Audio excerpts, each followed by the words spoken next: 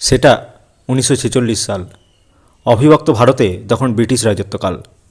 পাবনা সৎসঙ্গ আশ্রমে ততদিনে এক এক করে গড়ে উঠেছে তপবন বিদ্যালয়, সৎসঙ্গ ইঞ্জিনিয়ারিং ওয়ার্কস, সৎসঙ্গ কেমিক্যাল ওয়ার্কস।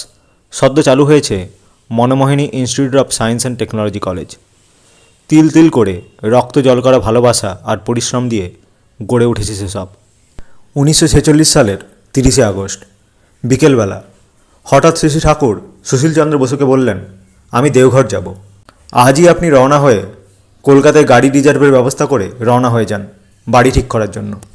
সুশীলদা প্রশ্ন করলেন, গাড়ি রিজার্ভ করতে হবে কোন ক্লাসের আর কত লোকের জন্য? আর দেওঘরে যে বাড়ি ঠিক করার কথা বললেন সেই বাড়ি বা কীরূপ হবে এবং কত লোকের জন্য? উত্তরে শ্রী ঠাকুর বললেন, যত বড় বাড়ি পান, যাতে বহু লোকের স্থান হতে পারে এরূপ বাড়ি ভাড়া করবেন, কারণ আমার সঙ্গে এরা সকলেই যাবে। আর নির্দেশ দিলেন গোটা ট্রেন বুক করতে, আপার ক্লাস থার্ড ক্লাসের গোটা বগি রিজার্ভ করতে। সুশীলচন্দ্র বসু সেই রাতেই বীরেন মিত্র ও রাজেন মজুমদারকে সঙ্গে নিয়ে কলকাতায় গেলেন। পরদিন ইস্ট ইন্ডিয়ান রেলওয়ে স্টেশনের জেনারেল ম্যানেজারের সাথে দেখা করে তাকে প্রয়োজনের কথা জানাতে তিনি বললেন, আপার ক্লাস রিজার্ভেশন হতে পারে, কিন্তু থার্ড ক্লাসের বগি রিজার্ভেশন হবে না। সুশীলদা বললেন, কেন হবে না? মহাত্মাজি সারা ভারত পরিভ্রমণ করেন থার্ড ক্লাসের বগি রিজার্ভ করে, তা হয় কি করে? তিনি বললেন, exception has been made in case of Mahatma Gandhi. Sushilchandra Basu বললেন, if exception has been made in one case, why it should not be done in Shri Thakur's case also. শেষ পর্যন্ত কথাবার্তা এবং আলোচনার পর তাঁকে রাজি হতেই হলো। সুশীল বসু ও বীরেন্দ্রলাল মিত্র 31শে আগস্ট রাতের ট্রেনে রওনা হয়ে তার পরের দিন সকালবেলা দেওঘর পৌঁছে বাড়ির অনুসন্ধানে বের হলেন। সন্ধান পাওয়া গেল শহরের এক প্রান্তে বড়াল বাংলো নামে একটি প্রকাণ্ড বাড়ি আছে। তাতে এককালে ময়মনসিংহের মহারাজা আচার্য শশীকান্ত চৌধুরী বসবাস করতেন। বিশ্বকবি রবীন্দ্রনাথ ঠাকুরও এখানে কিছুদিন বাস করেছেন।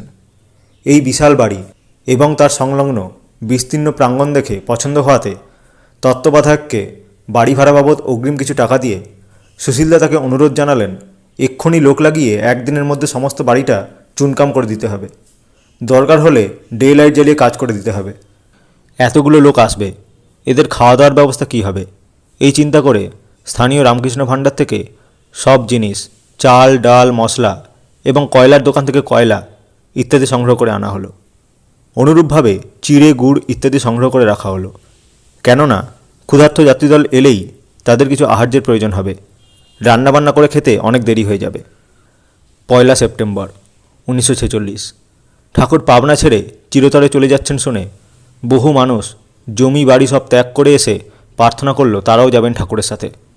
শ্রী ঠাকুর সব্বাইকে নিয়ে ঈশ্বরদী থেকে নির্দিষ্ট সময় রিজার্ভ বগিতে রওনা হলেন। বগিতে এত ভিড় হয়েছিল যে তিল ধারণের ঠাঁই ছিল না। ব্যান্ডেলে ওই রিজার্ভ বগি মোঘলসরাই প্যাসেঞ্জারের সঙ্গে জুড়ে দেওয়া হলো। ট্রেন পরের দিন অর্থাৎ 2 সেপ্টেম্বর সকালবেলা জসিডিতে পৌঁছালো এবং সেখান থেকে সকাল 9টায় দেওঘরে বৈদ্যনাথ ধাম স্টেশনে এসে পৌঁছালো। সুশীলদা শ্রী ঠাকুর ও অন্যান্য সকলকে নিয়ে স্টেশন থেকে বড়াল বাংলোয় নিয়ে এলেন।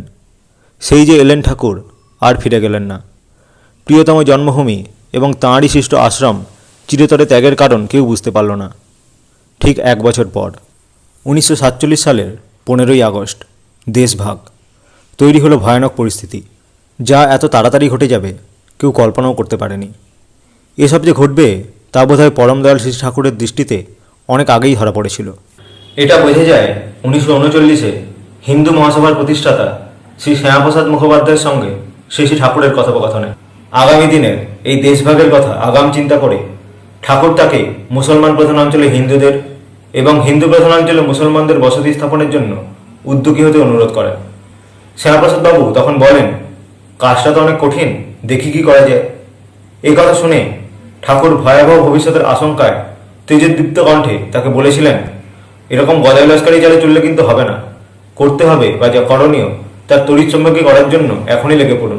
যদিও ঠাকুরই পরবর্তী সময় শুধু ব্যক্তিগত উদ্যোগে কয়েকশো হিন্দু মুসলমান পরিবার প্রতিস্থাপন করেছিলেন, তৈরি করেছিলেন স্বস্তি সেবক বাহিনী, কিন্তু এই ব্যাপক কাজে তেমন আর কারো সমর্থন পেলেন না।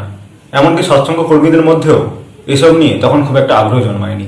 পরবর্তী সময় দেশভাগের পর শ্যামাপ্রসাদ বাবু দেওঘরে গিয়েছিলেন এবং অনুতপ্ত কণ্ঠে স্বীকারও করেছিলেন ঠাকুরের নির্ভুল দূরদর্শিতার কথা।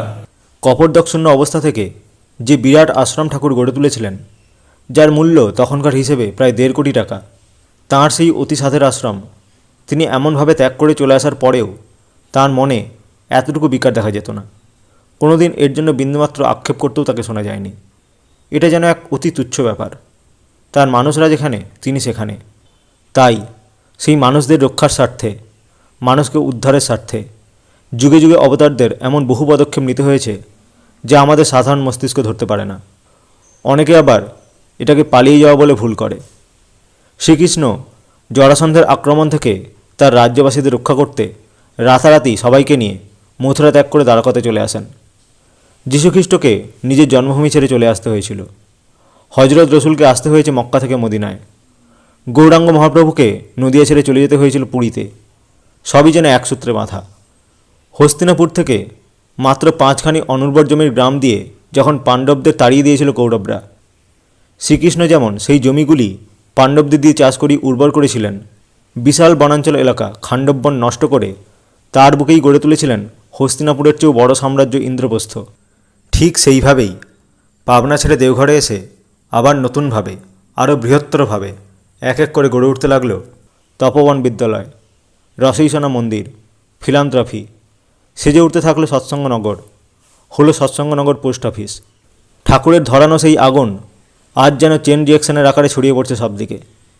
দেখতে দেখতে তৈরি হয়েছে বিশাল প্রাসাদ সমান আনন্দবাজার ভবন, ভূগর্ভস্থ জলের স্তর ঠিক রাখার ব্যবস্থা, যা অনুপ্রেরণা হিসেবে ন্যাশনাল অ্যাওয়ার্ড পেয়েছে।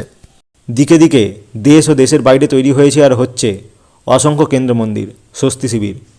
শুরু হয়েছে ডিপি ওয়ার্কস। এ আগুন নেভার নয়, সৎসঙ্গের রথ থামবার নয়। ঠাকুরের 10,000 বছরের নকশা কোনো ঝড় এসে নষ্ট করে দিতে পারে না। ঠাকুরের এই দেওঘর আগমনকে স্মরণ করে রাখতেই আগমন উৎসব উদযাপন শুরু হয় 1974-এর 2রা সেপ্টেম্বর থেকে শ্রী শ্রী বর্দার অনুপ্রেরণায়। পুষ্পক রথসহ শোভাযাত্রা ঠাকুর বাংলা থেকে শুরু হয়ে পুরন্দহ, বৈদ্যনাথধাম রেল স্টেশন হয়ে যোশীডি মেন রোড ঘুরে রোহিণী রোড হয়ে আবার ফিরে আসে ঠাকুর বাংলায়। রাস্তার ট্রাফিক সসম্ভ্রমে একপাশে দাঁড়িয়ে থাকে নিশ্চল হয়ে। ভাদ্রের কড়া রোদ উপেক্ষা করে চলে তুমুল কীর্তন, শঙ্খধ্বনি, উলুধ্বনি, বন্দে পুরুষোত্তমম ধ্বনিতে চারপাশ অনুরণিত হয়ে ওঠে। রেল স্টেশন থেকে বাম দিকে ঘুরে ঠাকুর বাংলা অভিমুখে ফিরতে থাকে শোভাযাত্রা। অনেকে বাড়ির ছাদ থেকে করতে থাকে পুষ্পবৃষ্টি। ঠাকুরের গাড়ি এসে পৌঁছায় ঠাকুর বাংলার গেটে।